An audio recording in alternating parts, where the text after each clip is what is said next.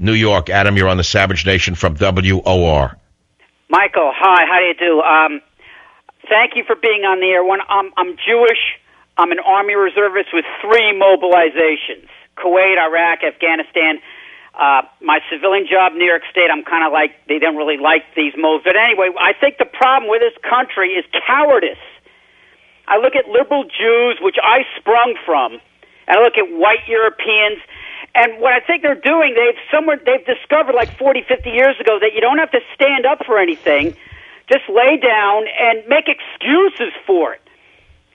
And that way, over the ages, how many people have ever really stood up for anything when you add it up? What percent of any population has ever really stood up for anything unless they were forced to do so through conscription or being shot in the back if they refused to run into a hail of bullets? I mean, the human condition is such that people would rather be left alone.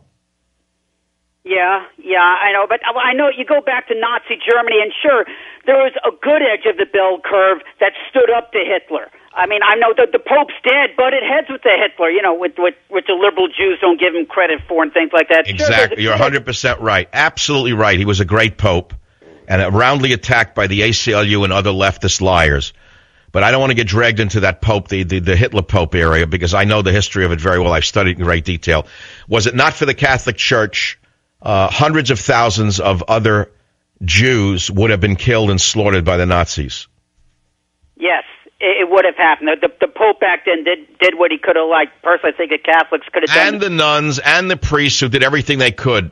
So there are plenty of them who helped. But let's go on to what we're having happen to us right now under this presidency. Have you ever seen anything like this?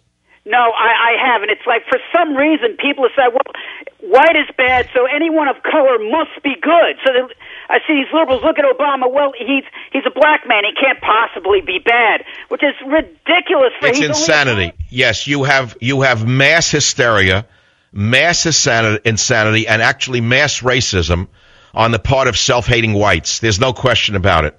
It's a mass hysteria unlike any I've ever seen. And he's using race to get away with what he's doing, and with compliance from the Prius drivers around America, who put their headlights on if you pass them on the highway. There's almost no hope for this country. The self-righteous liberals are destroying this country. That's why I have to go back to movies like Born Yesterday or Jefferson. I mean, it's like funny, I was raised on this in high school. Jefferson. Who ever heard of Jefferson anymore? They don't even remember the Jefferson airplane anymore, let alone Thomas Jefferson. So what chance is there for this country when you have hundreds of millions of morons running around with iPhones who don't even know that they're living in a democracy? They don't even know what a republic is. How could they understand what a tyrant is?